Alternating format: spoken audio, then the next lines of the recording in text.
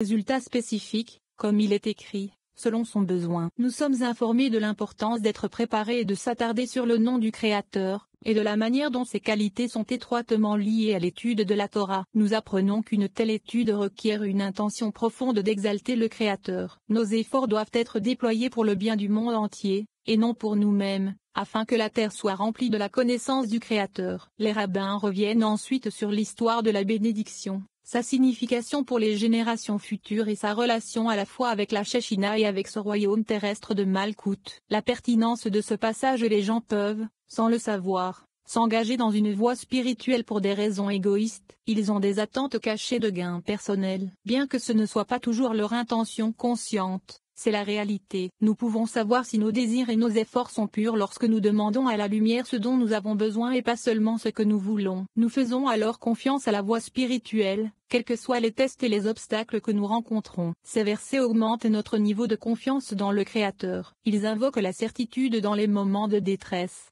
la force dans les moments de conflit. Nous pouvons embrasser tout ce que la vie nous apporte, certains de l'objectif spirituel qui se cache derrière. 122. Il appela Ésav son fils aîné. Cela signifie qu'il était inclus dans le jugement strict, qui est l'aspect d'Ésav. C'est pourquoi il a appelé Ésav. Et il dit, voici maintenant, je suis vieux, je ne connais pas le jour de ma mort. Rabbi Elazar a ouvert la discussion avec le verset, heureux l'homme dont la force est en toi. Tehillim 84, 6. Heureux l'homme qui est fortifié par le Saint, béni soit-il, et qui met sa confiance en lui. 123. Cette confiance pourrait être interprétée comme la confiance que Shanania, Michaël, et Azaria ont mis en lui quand ils ont dit, voici, notre Elohim que nous servons est capable de nous délivrer, il peut nous délivrer de la fournaise ardente, et de ta main, roi. Daniel 3h17. Daniel 3h17, c'est-à-dire qu'ils avaient confiance que le Saint, béni soit-il, les sauverait certainement de la fournaise ardente. Il dit que ce n'est pas le cas, mais venez et voyez, s'il ne les sauvait pas et n'était pas avec eux, il arriverait que le nom du Saint, béni soit-il, ne serait pas sanctifié aux yeux de tous, comme il le disait. Mais quand ils se rendirent compte qu'ils n'avaient pas bien parlé, ils reprirent la parole en disant, mais s'il ne le fait pas, sache-le, roi. Ibidem 18, c'est-à-dire, qu'il les sauve ou non, sache que nous n'adorerons pas une image. Yeshezkel, qu'ils ont entendu et cru, leur a fait savoir que le Saint, béni soit-il, ne serait pas avec eux, pour les sauver. Et il leur a dit cela, afin qu'ils abandonnent leurs âmes et soient récompensés. Alors ils reprirent la parole, en disant, que l'on sache, roi. 124. Un homme ne doit pas supposer et penser que le Saint, béni soit-il, nous sauvera, ou que le Saint, béni soit-il, fera telle ou telle chose pour moi. Cependant, il incombe à l'homme de placer sa confiance dans le Saint, béni soit-il, pour qu'il l'aide selon ses besoins, tant qu'il s'efforce de respecter les préceptes de la Torah et de suivre le chemin de la vérité. Lorsqu'un homme souhaite se purifier, il est certainement aidé, et il doit faire confiance au Saint, béni soit-il, pour l'aider en cela. Et il doit mettre sa confiance en lui, et non en un autre. C'est pourquoi il est écrit, la force de qui est en toi, dans le cœur de qui sont tes routes. Tehillim 84 2.6, signifie qu'il lui incombe de préparer son cœur comme il se doit, afin qu'aucune pensée étrange n'y entre, mais qu'il soit comme une voie réparée pour passer, où que ce soit, à droite ou à gauche. Ainsi, que le Saint, béni soit-il, lui fasse du bien ou non, son cœur doit être prêt et préparé, et ne pas abriter de pensées étranges dans quelque cas que ce soit.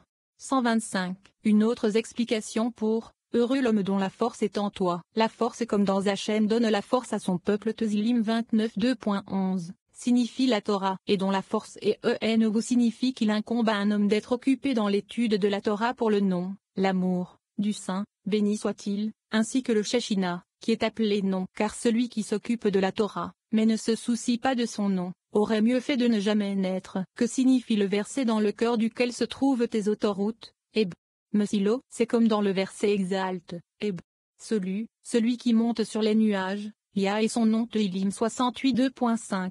Qui se réfère à la fois à l'exaltation du cavalier sur les nuages et aux autoroutes dans leur cœur. Cela signifie que lorsqu'il étudie la Torah, il doit avoir l'intention d'exalter le Saint, béni soit-il, et de le glorifier et de l'exalter dans le monde entier. Ainsi l'étude de la Torah pour son propre intérêt, non, et pour ceux dans le cœur desquels sont vos autoroutes. Cela signifie que l'on doit avoir l'intention d'étudier la Torah afin de tirer la générosité de la Torah, la connaissance pour l'un et pour le monde entier, afin que le nom du Saint, béni soit-il, grandisse dans le monde, comme il est écrit, car la terre sera remplie de la connaissance de Hashmi et Jéia 11 2.9, et Hachem sera roi sur toute la terre Zécharia 14 2.9, 126, venez et regardez, Yaakov, tout ce qu'il a fait, c'était pour l'amour du Saint, béni soit-il, et pour cette raison, le Saint, béni soit-il, était toujours avec lui, par le fait que la Shechina ne s'est jamais éloignée de lui. En effet, lorsque Yitzhak a appelé Ésav, son fils, Yaakov n'était pas là. La Shechina l'a dit à Rivka, qui a informé Yaakov. 127.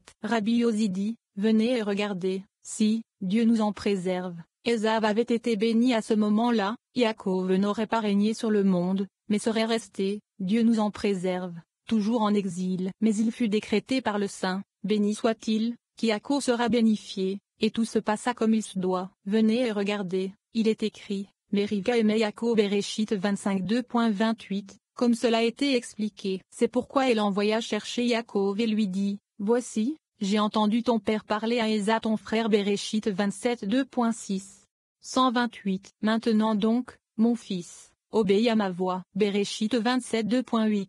C'était alors la veille de Pessa, Pâques, et le mauvais penchant devait être exterminé du monde, et la lune, le secret de la foi, Nukva, devait gouverner. Par conséquent, Rivka a préparé 2 plats. 129. Rabbi Yehuda dit que cela fait allusion aux descendants de Yaakov qui, à l'avenir, offriront 2 boucs à Yom Kippour, un pour Hachem et un pour Azazel. Pour cette raison, Rivka a offert 2 chevreaux, l'un pour le grade supérieur et l'autre pour subjuguer le grade d'Ésav, afin qu'il ne domine pas Yaakov. Il y eut donc 2 chevreaux. Yitzhak a goûté et mangé des 2. 130. Il est écrit, il lui apporta du vin et il but. Bereshit 27, 25, et non, il lui servit du vin. Il laisse entendre par là qu'il lui a servi du vin de loin. Selon Rabbi Elazar, cela signifie qu'il lui a apporté du vin dans lequel il y a une joie complète, c'est-à-dire, le vin qui encourage Elohim et l'homme Shoftim 9h13, pour réjouir Yitzhak, car il avait besoin d'être encouragé, comme le côté des Lévites a besoin d'être encouragé, c'est-à-dire,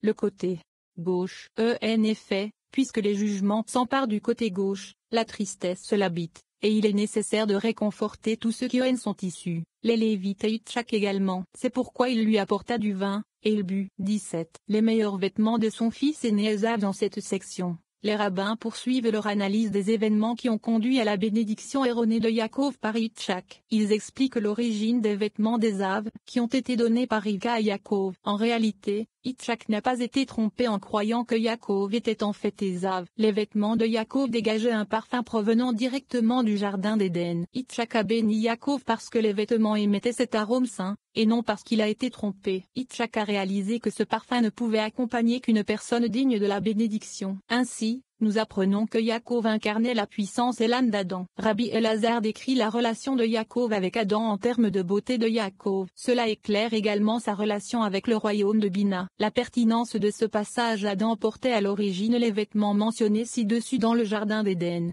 d'où le parfum divin des vêtements lorsqu'Yaakov les portait. Yaakov, nous dit-on, est l'incarnation d'Adam, et ses vêtements originaux lui sont rendus par Rivka. Le Zohar nous fait part d'une leçon concernant une loi naturelle. Toute chose finit par retourner à son propriétaire légitime. Rien de ce qui nous appartient vraiment ne peut jamais vraiment nous quitter. Ce que nous perdons, nous ne l'avons jamais vraiment eu. Cette vision éclairée de la vie s'éveille en nous. Le parfum du jardin d'Éden est infusé en nous, de sorte que nous émettons ce parfum, la lumière, dans nos vies. Partout où nous allons, les personnes qui nous entourent sentiront cette lumière.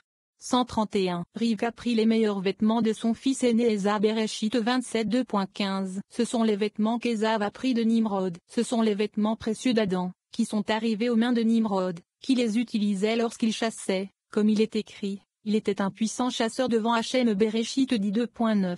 Et Ésav se rendit dans le champ, où il combattit et tua Nimrod, en lui enlevant ses vêtements. C'est la signification d'Ésav entra dans le champ, et il était faible. Bereshit 25 2.29.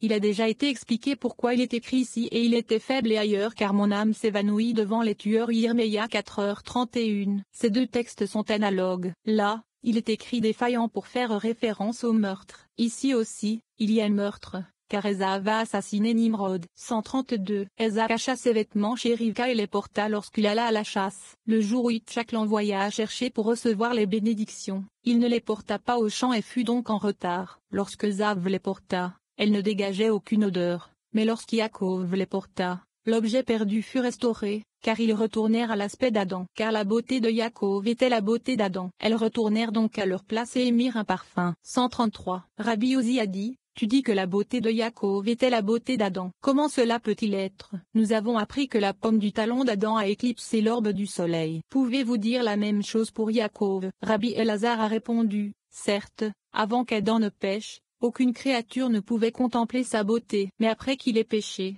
sa beauté a changé, sa stature a diminué, et il était haut de 100 coudées. Mais avant le péché, société anonyme auteur était de la terre au ciel. La beauté de Yaakov était comme la beauté d'Adam après son péché. Venez et regardez, la beauté d'Adam est un mystère dont découle la foi céleste, Bina. C'est-à-dire qu'il a atteint la lumière de Bina et là, il a atteint cette beauté. L'Écriture dit à ce sujet, et que la beauté d'Adonai notre Elohim soit sur nous. Tzilim 92.17, car la lumière de Bina est appelée beauté. Il est également écrit, contemplez la beauté d'Hachem. Tzilim 27.2.4. C'est, assurément, la beauté de Yaakov, c'est-à-dire qu'il a atteint la lumière de Bina, comme Adam. Et tout est dans le mystère céleste. 134. Il sentit l'odeur de ses vêtements et le bénit. Béréchit 27.2.27. Venez et regardez, il n'est pas écrit et il sentit l'odeur de ses vêtements mais l'odeur de ses vêtements. Ceci est conforme au verset, qui se couvre de lumière comme d'un vêtement, qui étend les cieux comme un rideau. Teilim 104.2.2. Une autre explication est qu'une fois qu'Yaakov les a portées, elles ont émis un arôme. Tant que Yitzhak n'a pas senti l'arôme des vêtements, il ne l'a pas béni. Mais alors,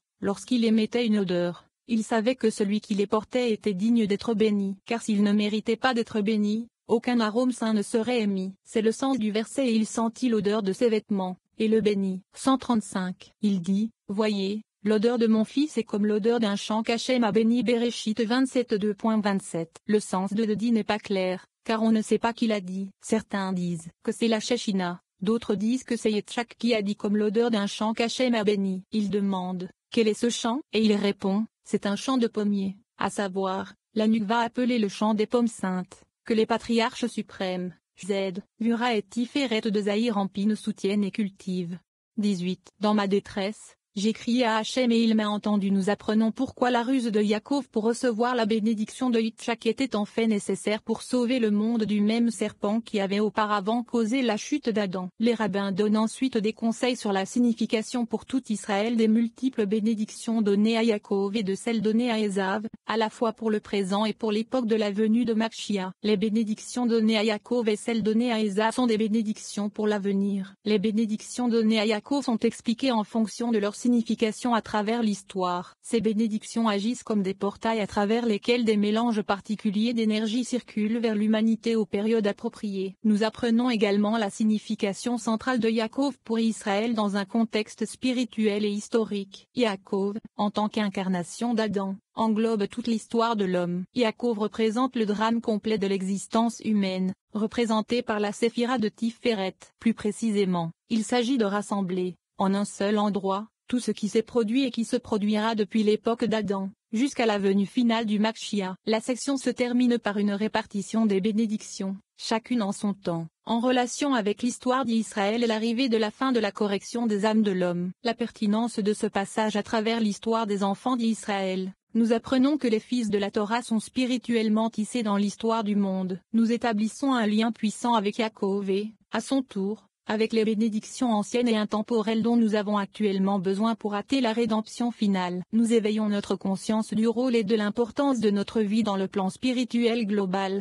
136. C'est pourquoi les Elohim vous donnent de la rosée du ciel, de la graisse de la terre, du blé et du vin en abondance. Béréchit 27.2.28. Rabbi Abba a dit, ce verset a déjà été expliqué. Néanmoins, viens et regarde le verset un chant d'ascension. Dans ma détresse, j'ai crié à Hachem, et il m'a entendu. Teilim 120. Combien de chants et de louanges David a-t-il prononcé devant le Saint, béni soit-il, tout cela afin de fixer sa note, le secret de la Nukva, et de se faire un nom, à savoir, pour attirer Moshin sur lui, comme il est écrit, et David lui donna un nom.